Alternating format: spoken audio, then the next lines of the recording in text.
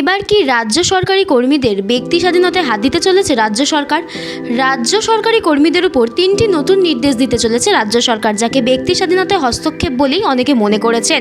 নতুন নির্দেশিকা অনুযায়ী আইএএস, ডাব্লিউবিসিএস এবং ডাব্লিউবিপিএস এর আধিকারিকদের পাশাপাশি রাজ্যের অন্যান্য সরকারি কর্মচারী যেমন জেলা কর্মী, সরকারি অনুদানপ্রাপ্ত শিক্ষা প্রতিষ্ঠান, বোর্ড, পুরসভা, পুর নিগম ও শাসিত সংস্থার কর্মীদের ক্ষেত্রে এই নিয়ম প্রযোজ্য হবে।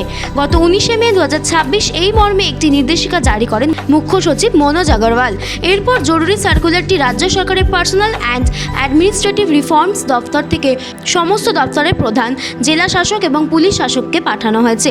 কি বলা হয়েছে নতুন নির্দেশিকায় জেনে নিন। অনুমতি ছাড়া কোনো মিডিয়ার অনুষ্ঠানে নিষেধাজ্ঞা।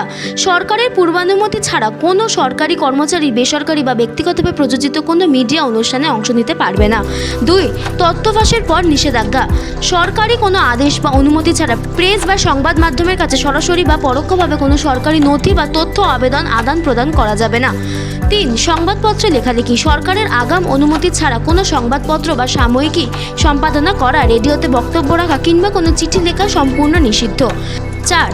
সরকারি নীতি সমালোচনা। কোনো কর্মী, সংবাদ মাধ্যম, সামাজিক মাধ্যম বা অন্য কোনো উপায়ে কেন্দ্র বা রাজ্য সরকারকে কোনো নীতি বা সিদ্ধান্তের বিরুদ্ধে কোনো রকম বিরূপ মন্তব্য বা সমালোচনা করা যাবে না।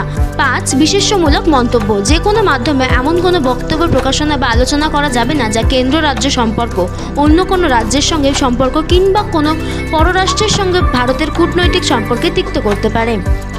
Bureau report, target news, Kolkata.